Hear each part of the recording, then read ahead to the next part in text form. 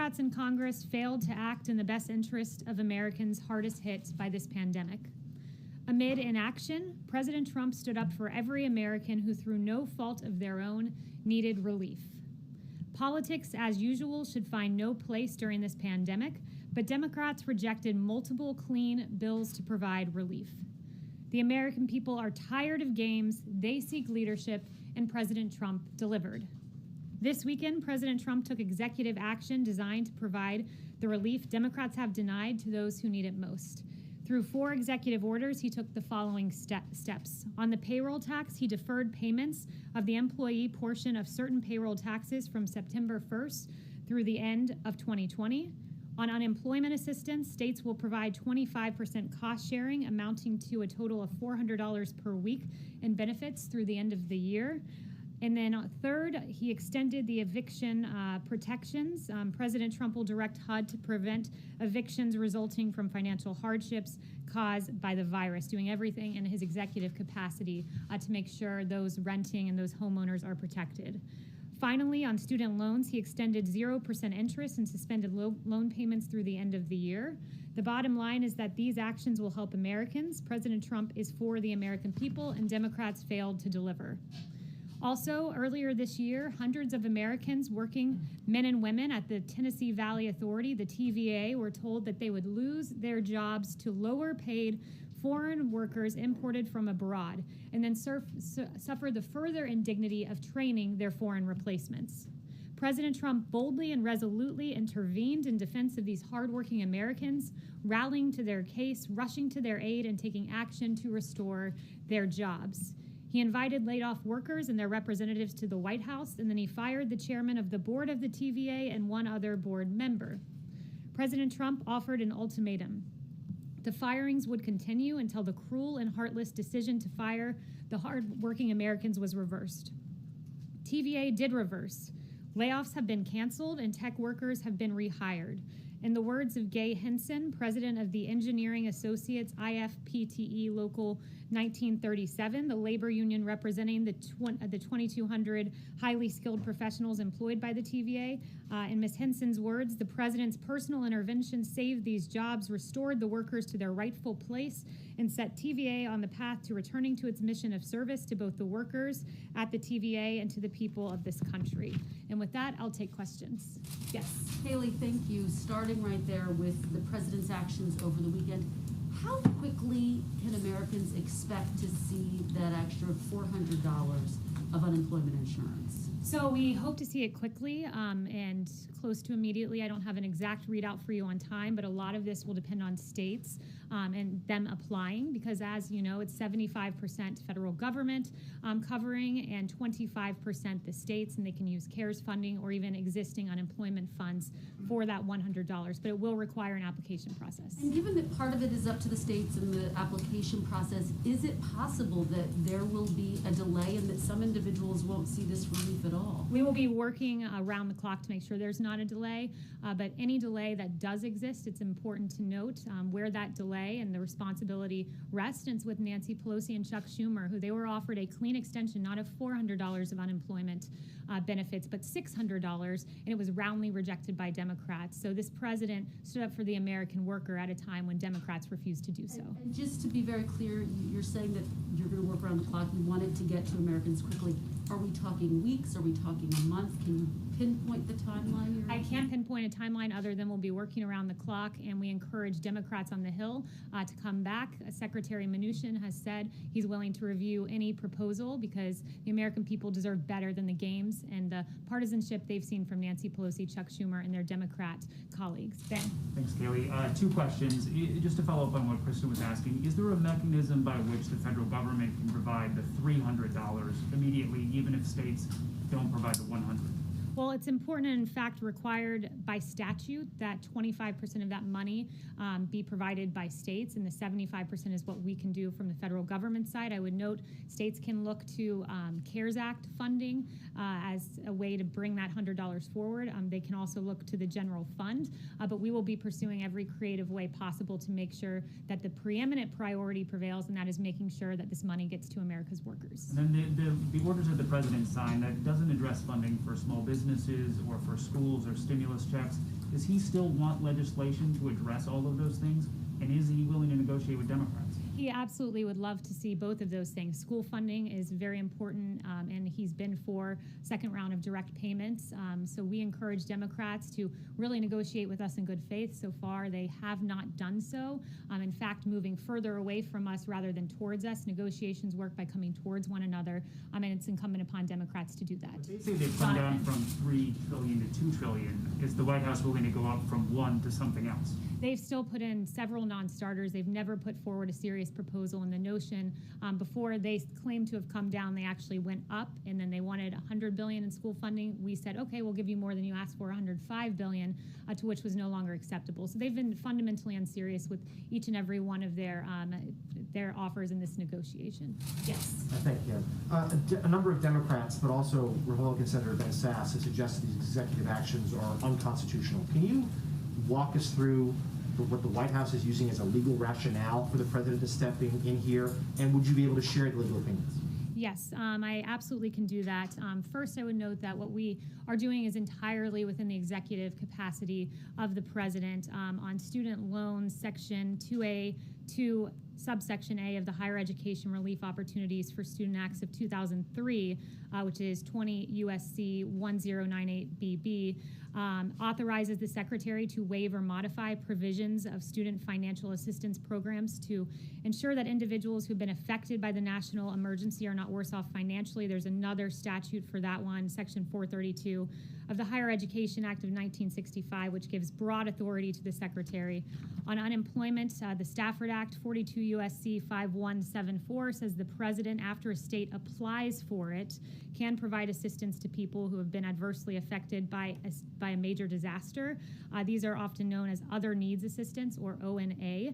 On payroll tax authority, 26 USC 7508A plainly authorizes the Treasury Secretary to provide any taxpayer that has been affected by a federally declared disaster with an extension of up to a year. This was used before when the Secretary extended the individual filing deadline for 2019 taxes from April to July. And finally, for evictions, the authority would be suggesting that HHS and HUD consider whatever legal authorities they have to protect Americans.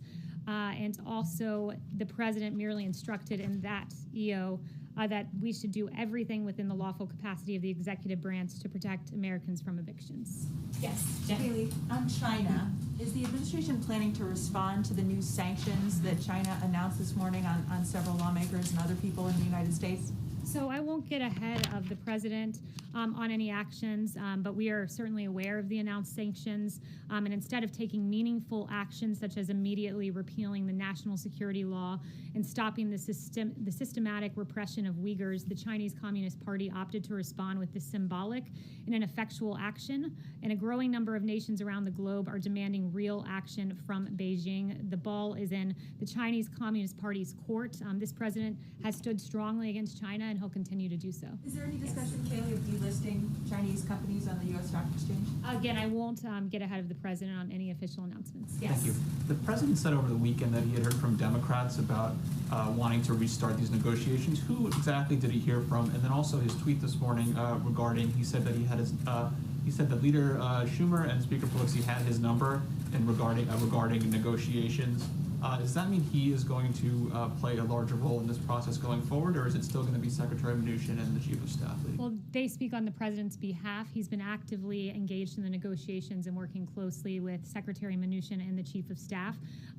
Democrats should come to the table. Their immediate statement in the aftermath of the president issuing these EOs says that they would like to meet halfway, but those are empty words from Democrats that they'd like to meet halfway, because so far they've just gone in the other direction. So did anybody reach out to him? I'm not going to go through the president's call logs, but you guys can ask him later today if you'd like. He'll have a press briefing at about 5:30. Jeff? Thank you, Kaylee. Secretary Pompeo has raised the issue of Russian bounties on U.S. soldiers in Afghanistan with his counterpart.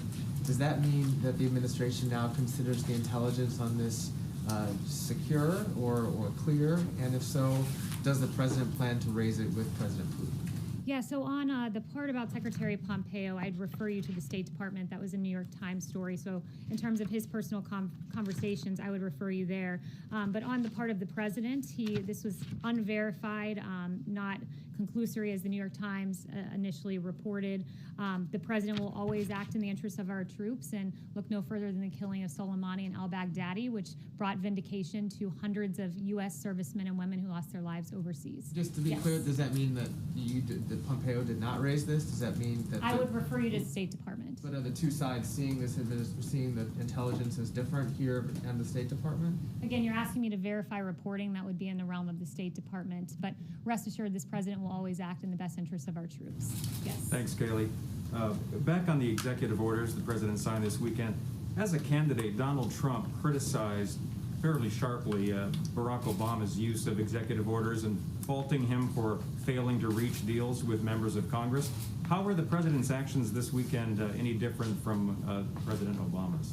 They're a lot different when you consider the fact that President Barack Obama utilized executive order to push forward a policy that he denied he had the right to push forward 23 times on DAPA and on DACA. He said at least 23 times, I don't have the power to do this, and then he went on to do just that. I've already listed out and enumerated the various legal authorities on the part of the president, and in terms of deal making, I would note that the CARES Act was landmark legislation, at really the height of this pandemic, that brought relief to the American people, and that was negotiated within 1 week from first drafting to enactment. And by comparison, if we want to go back to President Obama, the American Recovery Act during the Great Recession took roughly 3 months from inception to enactment as law under single-party control. This president managed to push the CARES Act through divided government, a very big accomplishment on the part of the president. Yes. Kelly, the deal that the president announced late last month with Kodak to make new drugs in the United States is apparently on hold now amid allegations of insider trading. Is the president concerned that his infrastructure here is being misused, that the Defense Production Act funds are potentially being misused? Would he pull the plug on the Kodak deal? And what does it say about the safeguards that you have in place that this potentially could have resulted in insider trading? So first, the president will always act in the best interest of the American people. As you noted, as soon as we became aware of these allegations, the International Development Finance Corporation said that the recent allegations of wrongdoing raise serious concerns. We will not proceed any further unless these allegations are cleared. The president has strong faith in the process here. We've used the DPA more than 30 times to increase production, and it's been to great effect when you consider in the stockpile. We've seen vast increases, tripling the amount of N95s, tripling the number of gowns, 4 times the number of ventilators on hand at 69,000, and we'll have more than 10,000 more by the fall. So this president has used the DPA effectively, but we're certainly aware of the Kodak allegations and take them seriously. Would he pull the plug on that deal? I'll leave that to the president, but he takes these very seriously. We won't speculate as to what that investigation finds. Thank you. Yes. 2 questions, if I may. The president just tweeted that Gettysburg would be one of the 2 sites he's looking at. What can you characterize the message that he'd want to be sending with that choice, if it was that choice? Yeah, I won't get ahead of the president as to what his convention speech will look like, but the president has done a lot to bring this country together. We've faced unprecedented challenges, and he's worked to make sure that the American people are best equipped and taken care of to rise above the challenges that we face, and he has a strong record of achievement that he'll be touting on that day. Sorry, the other question, if you don't mind. Is there a message to the protesters in Belarus? Is the president looking at that? Is he supporting them? Yes, so we are looking at that, and we're deeply concerned by the Belarus presidential election. Severe restrictions on ballot access for candidates, prohibition of local independent observers at polling stations, intimidation of opposition candidates, and the detention of peaceful protesters and journalists have marred the process, and we urge the Belarusian government to respect the right of to peaceably assemble and to refrain from use of force. Yes. Thanks, Kaylee. Is the president willing to provide some aid for states and local governments, given that the administration is asking states to pay for 250 of the National Guard assistance and now a quarter of the unemployment benefits? Yeah, the president's always been clear here that, he wants to support state and local governments, but only for COVID-related matters, and he doesn't want to bail out blue states that had structural problems long before this, so that's where his priorities lie. Yes. Hi, I have two questions, one from somebody who can't be here today. But first of all, the president also just tweeted student athletes have been working too hard for their season to be cancelled, so does he disagree with colleges cancelling sports, and how would he guarantee their safety if games did go ahead? Yes, I spoke to the president in the Oval Office about that just before walking out here, and he is very much would like to see college football safely resume their sport. And as he mentioned in that tweet, a lot of these college athletes, work their whole lives to get, 4 years. Sometimes if they're redshirted an extra year, if they're lucky, they work their whole lives for this moment, and he'd like to see them have a chance to live out their dreams. And a question from Anthony Leake of the Chronicle Fashion Guide. Do you have any reaction to the resignation of the Prime Minister and Cabinet in Lebanon? Yeah, the president's aware of the situation, but that was just breaking as I came out, so I have nothing to add to that, other than our heart is with the people and those who lost their lives. Christian. Thanks, Kaylee. Two on the orders. Is the administration at all concerned that funding the federal government's cost share through FEMA could leave the government underfunded for hurricane season? And then secondly, on the housing provisions, I'm just curious, why didn't the president extend the eviction moratorium as it was outlined in CARES? Was that because it was deemed unconstitutional? Some evictions. So on evictions, I would note that the president took 4 strong actions here. And again, the eviction moratorium there was a temporary moratorium put in place by the CARES Act. So the president did what he can within his executive capacity, and it was 4-part, taking all lawful measures to prevent residential evictions. Number 2, instructing HHS and CDC to take measures to temporarily prohibit residential evictions. On HUD, prioritizing federal fundings that can be used as financial assistance to struggling renters and homeowners, and also HUD working with its grantees and partners to ensure that homeowners are not forced out. And with regard to HHS, as they explore their executive authority here, 42 U.S.C. 264A authorizes the Surgeon General in consultation with the Secretary to make and enforce such regulations as is in his judgment that are necessary to prevent the introduction, transmission, or spread of communicable diseases. So it will be within HHS's purview to determine whether COVID meets those standards, and it could go a long way in helping Americans who face eviction. And your second question... It was about FEMA. Is there a concern that, pulling from the disaster funds could leave them underprepared for the rest of, the worst part of hurricane season coming? Yeah, so there is that snapback provision that if FEMA does get below a certain level, that money will snap back. So that is certainly a concern, and we'll make sure that 2 things happen, that Americans get paid, but also that there's enough funding there to safely go through hurricane season. Yes, thank you, Kelly, very much. 2 questions. What would you like the White House would like to see happening in Lebanon right now, next? And this weekend, the U.S. reached 5 million coronavirus cases, and Brazil 100,000 deaths. As healthcare experts compare the response from both governments. What went wrong here and there?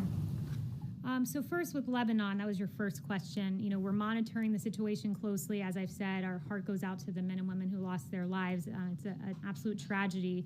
And the president participated in a virtual conference with international leaders to work closely in our international response effort. We are delivering aid to the region, and our deepest condolences go out to the victims. With regard to the U.S. response to the coronavirus, we've done more testing than any country in the world, and we do identify more cases. We do have, after all, the most testing, as the president has noted. When you look at the U.S. response, the therapeutics, the beginning of this, there was no coronavirus test. It was a novel virus, but we immediately worked to get more than 100 emergency use authorizations to identify various types of testing on therapeutics. There was no therapeutic that we knew to work with COVID. It was a novel virus, but again, this president worked, and there are more than 210 clinical trials on therapeutics, and we have dexamethasone and convalescent plasma, remdesivir, and others, and the vaccine to be on pace to be completed by the end of the year. When Ebola, it took 4 years to go to completion. This president is securing a vaccine at the fastest rate ever for a novel pathogen. So this president has a really historic coronavirus relief response that we're happy to talk about. Comparisons between Brazil and the U.S.? Thank you, Kaylee. So going back to his question on HHS and executive order, is there no real solution then for people who may be facing eviction by the end of this month or early September? Well, there is a solution. I've mentioned the 4 things that we've done and will continue to do, but the real solution, the holistic solution, rests with Congress and Nancy Pelosi and Chuck Schumer coming to the table. This president instructed his administration to find every single way possible that without congressional Democrats who have been unrelenting and lacking in any sort of care or empathy for the American people, at least when it comes to their negotiating tactics, if they're not going to act and care for the American people, he would. So he instructed this administration to pursue every legal avenue available to us without Chuck and Nancy, and he's done just that. And then on the Chanel. Thanks, Kaylee. With the president bypassing Democrats stalling with the stimulus bill, as we've been discussing in this room, how pressing is it to actually have a next phase bill? Because it seems that the executive order and the 3 memoranda that he just signed really was kind of a wish list of items he wanted to pass. So how motivated is the White House to push for a next phase stimulus bill in spite of what Mnuchin said this morning? Yeah, the White House is still motivated. You know, the president would love to see the direct payments to Americans. The president would love to see the school funding. There are several items that we'd like to see happen. The more relief for the American people and those in need in particular, the better. But this president, you know, has taken action to alleviate some of that burden. But make no mistake, there's still much more that we'd like to accomplish. But that includes having willing negotiating partners in Congress. And so far, we have none in the Democrat Party, it seems. And then finally, one thing I want to leave you guys with is that 18 days ago, Mayor Ted Wheeler tweeted, "What I saw last night in Portland was powerful in many ways. I listened, heard, and stood with protesters, and I saw what it means when the federal government unleashes paramilitary forces against its own people." He, in fact, called our federal agents paramilitary forces. And around this same time, our federal officers were facing rioters, barricading officers inside the courthouse, trapping officers inside, launching of commercial-grade fireworks. A federal agent's hand was impaled by planted nails. 3 officers were were at least temporarily, I should say, blinded when a laser was put in their eyes. This has been an ongoing tactic by the rioters. That was 18 days ago when Mayor Wheeler stood with the rioters and against the, quote, paramilitary forces. But just 4 days ago, it appears Mayor Wheeler had a change of heart as local officers took over the situation in Portland, and he now, I guess this is what he believes now, quote, "When you commit arson with an accelerant in an attempt to burn down a building that is occupied by people who you have intentionally trapped inside, you are not demonstrating, you are attempting to commit murder." He could not be more right about that. It is a drastic change. It took him 73 days, I suppose, to come up with that realization. And what we're seeing in Portland with 6 nights in a row, riots being declared. On Wednesday, you had some of these rioters shining lasers in officers' eyes, disable security cameras, broke windows, used boards to barricade the doors, and start a fire with 20 sworn officers and civilian employees inside. This is unacceptable, and it is encouraging to see that the liberal mayor of Portland finally seems to realize that. Thank you, everyone. 您好，我叫 Cindy， 我是一名2020年人口普查员。我的工作是探访并协助尚未完成普查的家庭。我会佩戴口罩，以确保每个人的安全。普查数据有助于分配每年数千亿的公共资金。抓住这次机会，您可选择上网、邮寄、致电，或由普查员协助完成问卷。你我未来由此展开，请上2020census.gov/languages 完成普查。